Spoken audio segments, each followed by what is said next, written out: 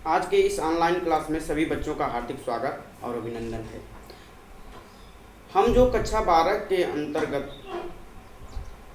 जो श्रद्धा और मनु जयशंकर प्रसाद द्वारा विरचित है उसका हम अध्ययन कर रहे हैं। इससे पहले जो है हम उनके श्रद्धा मनु से के अंतर्गत कुछ पदों का अध्ययन कर चुके हैं। आज जो हम पढ़ेंगे उसके आगे के पदों का अध्ययन करेंगे।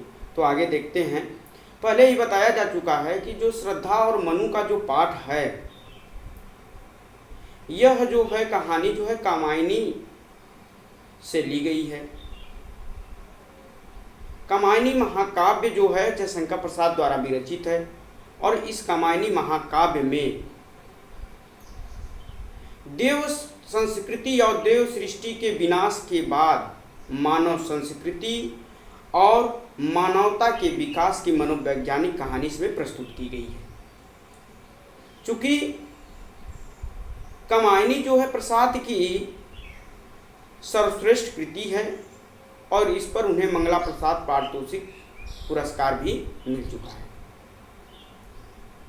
प्रसाद जी जो इस कहानी का जो प्रतिपाद्य विषय लिया है वह जो है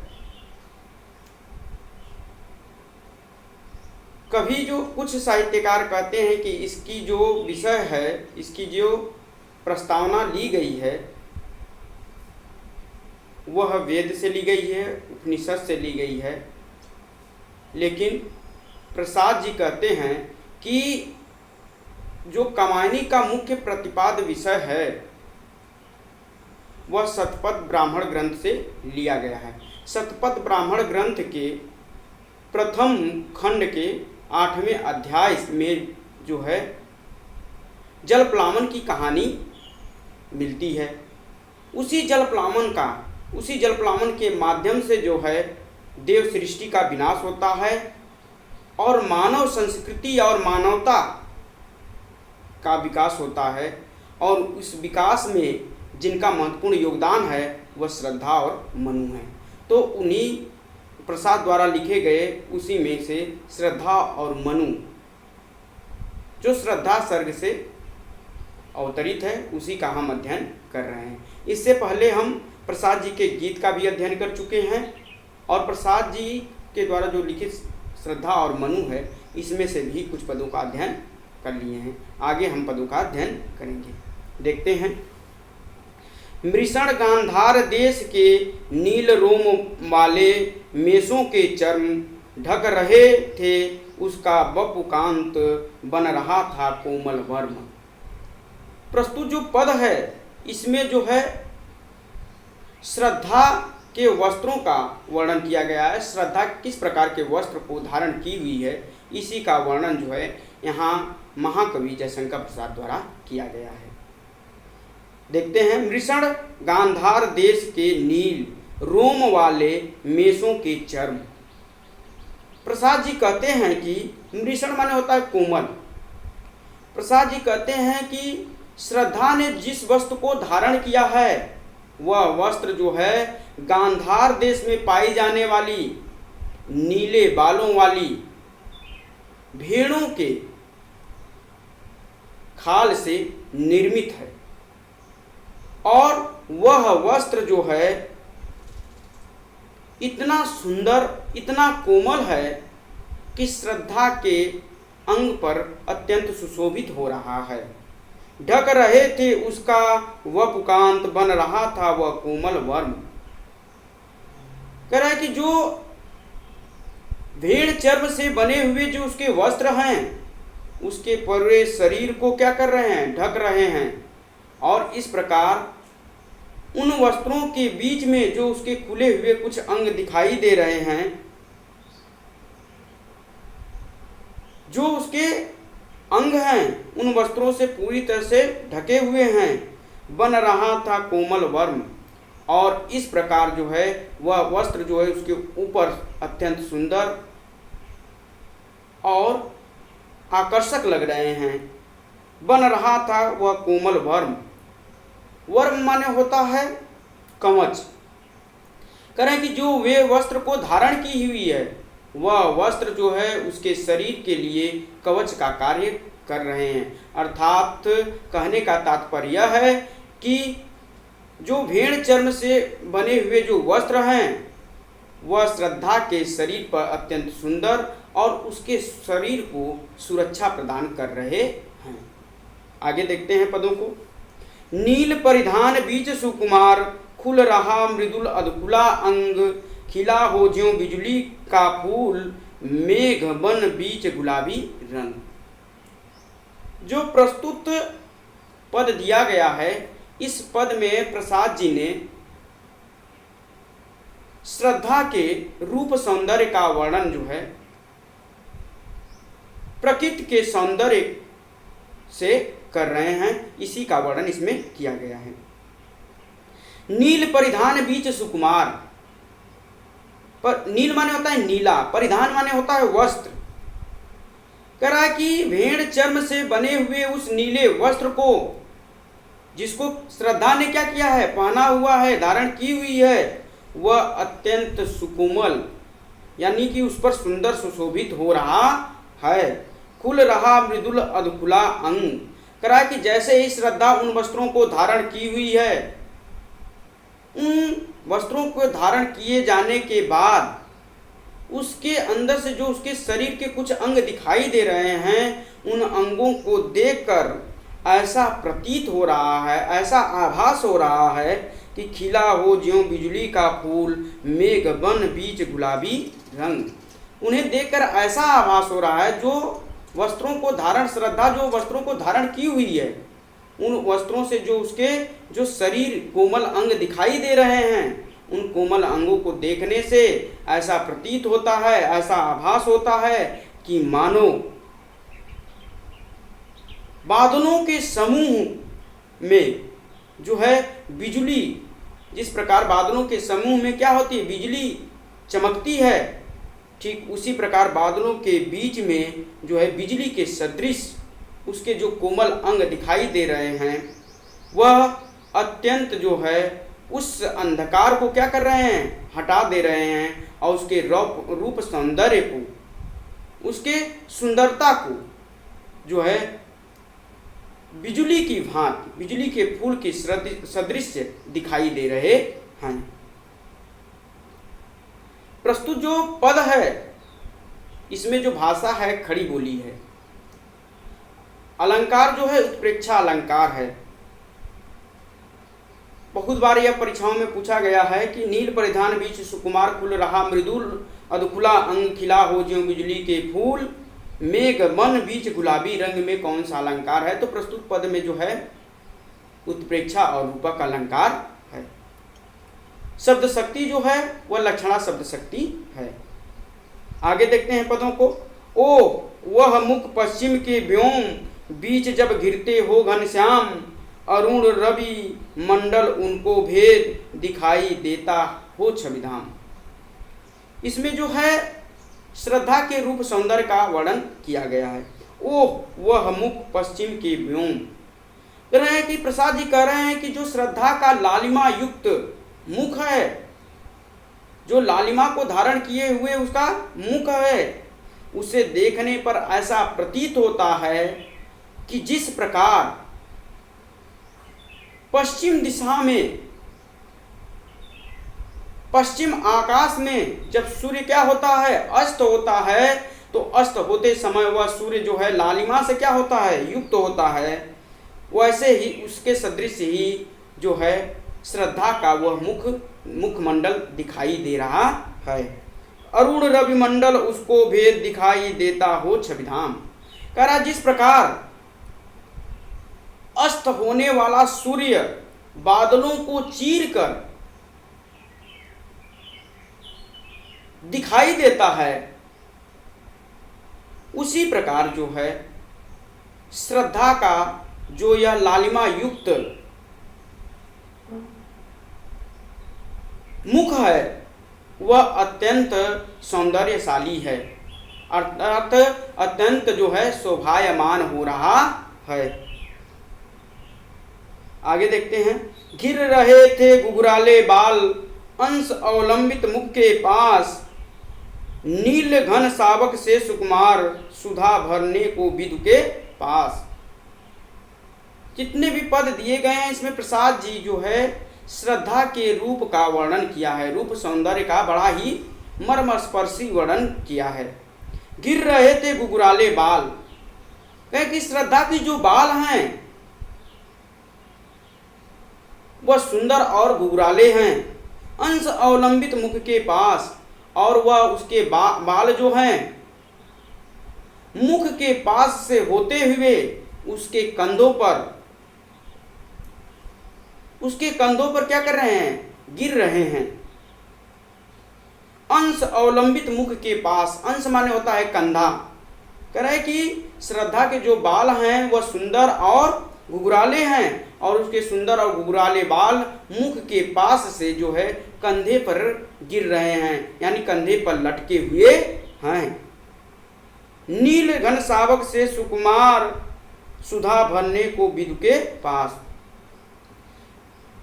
प्रसाद जी कह रहे हैं कि श्रद्धा के उन रूप सौंदर्य, उन बालों को देखकर ऐसा प्रतीत होता है कि मानो नील घन सावक, नील माने नीला, घन माने बादल, सावक माने शिशु के समान। कह रहा है कि छोटा सा शिशु के समान वह नीला बादल जो है सुधा भरने को विदु के पास, मतलब अमृत का पान करने के लिए चंद्रमा के पास जाने के लिए लालायित है, उत्सुक है। ठीक उसी प्रकार जो श्रद्धा के जो बाल हैं, वो बाल जो है उसके मुखमंडल, अर्थात चंद्रमा के सदृश जो उसके मुखमंडल हैं, उस मुखमंडल को स्पर्श करना चाहते हैं। जिस प्रकार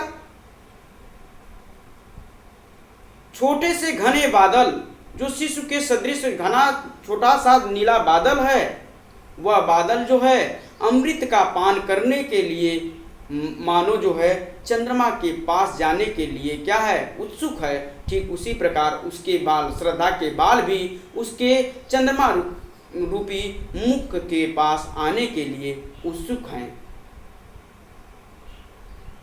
जो प्रस्तुत पद है इसमें जो है रूपक अलंकार है, भाषा जो है खड़ी बोली है, जो इसमें शब्द शक्ति है, अविधा और लक्षणा शब्द शक्ति का प्रयोग किया गया है, और इसमें जो गुण है वह माधुर्य गुण का प्रयोग किया गया है। आइए देखते हैं अगले पद को। और मुख पर वह मुस्कान, रक्त किसलय पर ले विश्राम, अरुण की एक किरण अम्लान, अधिक अलसाई हो अभिराम। इसमें जो है श्रद्धा के मुख के मुस्कान का वर्णन किया गया है। और मुख का वह मुस्कान, कह रहे हैं कि श्रद्धा के मुख पर जो मुस्कान है, उस मुस्कान को देखकर ऐसा प्रतीत हो रहा है, ऐसा आभास हो रहा है कि अधिक अलसाई हो अभिराम, अरुण की एक किरण अम्लान। अम्लान माने होता है उज्ज्वल, अभिराम माने होता है सुंदर, अलसाई माने आलस से परिपूर्ण। कह रहे कि जो श्रद्धा का मुखमंडल है वह उस पर मुखमंडल पर मुस्कान छाई हुई है, उस मुस्कान को देखकर ऐसा प्रतीत हो रहा है कि सूर्य की अलसाई हुई किरणें, सूर्य की उज्ज्वल अलसाई हुई किरणें जो है रक्त किसलय पर ले विश्राम, रक्त मतलब लालिमा युक्त नवीन कोपल पर विश्राम ले रही हैं। एक बार और देखते हैं इसके अर्थ को। और मुख पर वह मुस्कान, रस किसलय पर ले विश्राम, अरुण की यह एक किरण अम्लान, अधिक अलसाई हो अभिराम। प्रस्तुत पद में प्रसाद जी कहते हैं कि श्रद्धा के मुख पर जो मुस्कान छाई हुई है, उस मुस्कान को देखकर ऐसा प्रतीत होता है, ऐसा आभास होता है कि सूर्य की एक उज्ज्वल और अलसाई हुई किरण जो है लालिमा से युक्त नवीन कोमल पर विश्राम कर रही है। आगे देखते हैं। कहाँ मनु ने नव धरणी बीच, बना जीवन रहस्य निरुपाय, एक उल्का सा जलता भ्रांत शून्य में फिरता है असहाय। कौन हो तुम बसंत के दूत, विरस पतझड़ में अति सुकुमार, घन तिमिर में चपलता की रेख, तपन में शीतल मंद बयार। जब श्रद्धा मनु से उनका परिचय पूछती है तो मनु जो है अपना परिचय देते हुए बड़ी ही उदारता के साथ, बड़ी ही व्याकुलता के साथ अपना परिचय जो है श्रद्धा को देते हैं, उसी का वर्णन इस पद में किया गया है। कहा मनु ने नभधरणी बीच, बना जीवन रहस्य निरुपाय। मनु जो है श्रद्धा से कहते हैं कि जो मेरा जीवन है वह जीवन जो है इस आकाश और धरती के बीच एक रहस्य बना हुआ है। जब श्रद्धा मनु से उनका परिचय पूछती है तो उस परिचय को बताते हुए बड़े ही दयनीय दशा का वर्णन करते हुए मनु जी कहते हैं कि इस धरती और आकाश के बीच मेरा जो यह जीवन है एक रहस्य के भांति है, यानी कि रहस्य बना हुआ है। कह रहा है कि मैं अपने जीवन में क्या हूं, हताश हूं, निराश हूं, और इस हताश और निराश जीवन जीने के अलावा मेरे पास कोई मार्ग बचा हुआ नहीं है। अर्थात मुझे यह जीवन निश्चित रूप से क्या करना है, जीना है। एक उल्का सा जलता भ्रांत शून्य में फिरता है असहाय। कह रहे हैं मनु जी, कह रहे हैं कि जिस प्रकार एक उल्का जलता सा भ्रांत, कह रहे हैं कि जिस प्रकार तारा से टूटा हुआ जो एक उल्का पिंड होता है वह क्या करता है, धरती और आकाश के बीच में निसहाय होकर, असहाय होकर, दुखी होकर क्या करता है, धरती और आकाश के बीच में भटकता रहता है और अंततः क्या करता है, वह जाते जाते बुझ जाता है। ठीक उसी प्रकार मेरा भी जीवन जो है अनेक दुखों और कठिनाइयों के बीच उसी उल्का के भांति, यानी उसी उल्का के सदृश है। मैं भी जो है उसी उल्का की भांति जो है इस धरती और आकाश के बीच में एक रहस्य बनकर इधर उधर भटक रहा हूं। अर्थात मुझे कोई ऐसा मार्ग दिखाई नहीं दे रहा है। मैं किम कर्तव्य विमूढ़ की अवस्था में यहां पर पड़ा हुआ हूं। अपने इस दयनीय दशा का वर्णन मनु जी करते हैं। आगे देखते हैं।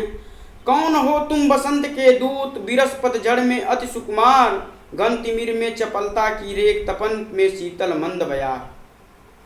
आगे जैसे ही मनु अपना परिचय श्रद्धा को देते हैं, तत्पश्चात मनु जो है श्रद्धा से कहते हैं कि कौन हो तुम बसंत के दूत, तुम कौन हो, और इस बसंत ऋतु के बीत जाने के बाद, बसंत ऋतु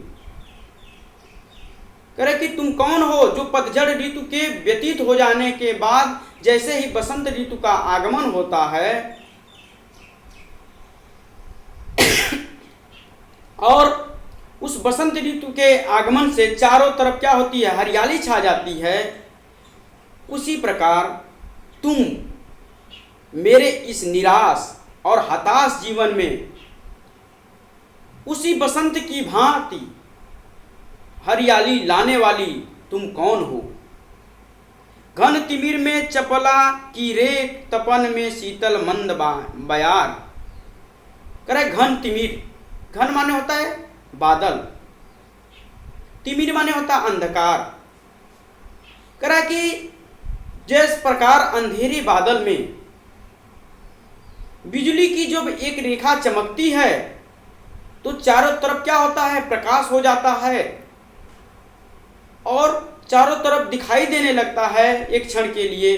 उसी प्रकार तुम जो है मेरे जीवन में उस बिजली के सदृश, बिजली की रेखा के सदृश आई हुई तुम कौन हो। तपन में शीतल मंद बयार, करा कि इस प्रचंड गर्मी में मुझे शीतलता प्रदान करने वाली, अपने मंद मंद हवा के माध्यम से, अपने मंद मंद और सुगंधित हवा के सदृश तुम मुझे आनंदित करने वाली तुम कौन हो। एक बार और देखते हैं इसके व्याख्या को। कौन हो तुम बसंत के दूत, विरस पतझड़ में अति सुकुमार, घन तिमिर में चपला की रेख, तपन में शीतल मंद बयार। मनु जी जैसे ही अपना परिचय जो है श्रद्धा को देते हैं, तत्पश्चात मनु जी श्रद्धा से पूछते हैं कि तुम कौन हो। और पतझड़ के समाप्त हो जाने के बाद जैसे ही बसंत ऋतु का आगमन होता है और चारों तरफ क्या होती है, हरियाली छा जाती है, चारों तरफ हरियाली ही हरियाली हो जाती है, उसी प्रकार मेरे इस निराश, हताश और उदास जीवन में नवीन चेतना को जागृत करने वाली तुम कौन हो। घन तिमिर में चपला की रेख रेख, तपन में शीतल मंद बयार। करे कि जिस प्रकार घने और अंधेरे बादल में बिजली की एक रेखा क्या करती है, प्रकाश कर देती है, उसी प्रकार जो है मेरे इस अंधकारमय जीवन में प्रकाश लाने वाली तुम कौन हो। तपन में शीतल मंद बयार, करा कि इस प्रचंड गर्मी में शीतलता को प्रदान करने वाली, अपने मंद मंद सुगंधित, जिस प्रकार मंद मंद और सुगंधित हवा जो है अपने इस प्रचंड गर्मी में शीतलता प्रदान करती है, ठीक उसी प्रकार मेरे इस निराश जीवन में जो है नवीन ऊर्जा का संचार करने वाली तुम कौन हो। इस प्रकार प्यारे बच्चों, जो श्रद्धा और मनु में आज के पदों का हम अध्ययन किए हैं, वह पद जो है श्रद्धा के रूप सौंदर्य के बारे में बताए गए हैं। अब पुनः जो अब हम आपके सामने अगले क्लास में उपस्थित होंगे तो श्रद्धा और मनु कामायनी के अंतर्गत संग्रहित जो है दूसरे पद को लेकर उपस्थित होंगे। आज बस इतना ही। धन्यवाद।